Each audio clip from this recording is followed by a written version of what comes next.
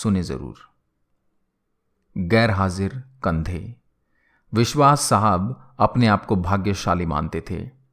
कारण यह था कि उनके दोनों पुत्र आईआईटी करने के बाद लगभग 1 करोड़ रुपए का वेतन अमेरिका में प्राप्त कर रहे थे। विश्वास साहब जब सेवानिवृत्त हुए तो उनकी इच्छा हुई कि उनका एक पुत्र भारत लौट आए और उनके साथ रहे। परंतु अमेरिका जाने के बाद कोई पुत्र भारत आने को तैयार नहीं हुआ। उल्टे उन्होंने विश्वास साहब को अमेरिका आकर बसने की सलाह दी। विश्वास साहब अपनी पत्नी भावना के साथ अमेरिका चले गए, परंतु उनका मन वहां बिल्कुल भी नहीं लगा और वे भारत लौट आए।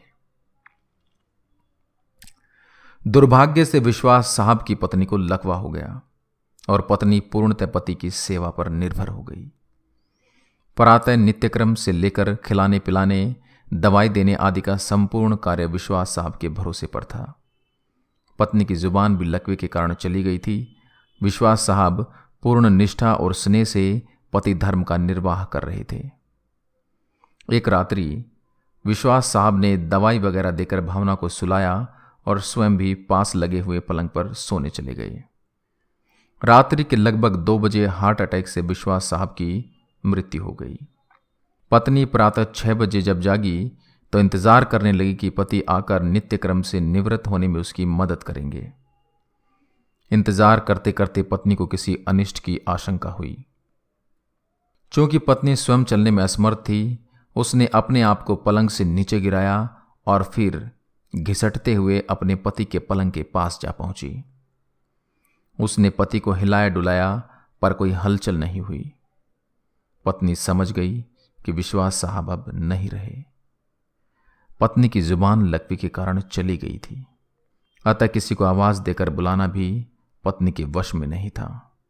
घर पर और कोई सदस्य भी नहीं था। फोन बाहर ड्राइंग रूम में लगा हुआ था। पत्नी ने पड़ोसी को सूचना देने के लिए घिसटते हुए फोन की तरफ बढ़ना शुरू किया। लगभग 4 घंटे की मशक्कत के बाद वह फोन तक पहुंची और उसने फोन के तार को खींचकर उसे नीचे गिराया। पड़ोसी के नंबर जैसे तैसे लगाए। पड़ोसी भला इंसान था। फोन पर कोई बोल नहीं रहा था, पर फोन आया था, अतः वह समझ गया कि मामला गंभीर है। उसने आस पड़ोस के लोगों को सूचना देकर इकट्ठा किया। दरवाजा तोड़कर सभी लोग घर में घुसे।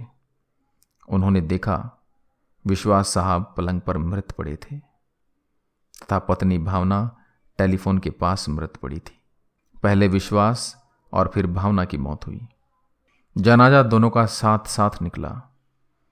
पूरा मोहल्ला कंधा दे रहा था, परंतु 2 कंधे मौजूद नहीं थे जिसकी मां बाप को सबसे ज्यादा उम्मीद थी।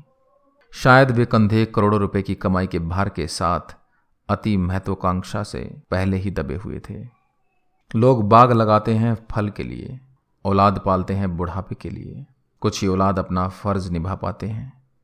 अति सुंदर कहा है कवि ने, मत शिक्षा दो इन बच्चों को चांद सितारे छूने की। चांद सितारे छूने वाले छू मंतर हो जाएंगे।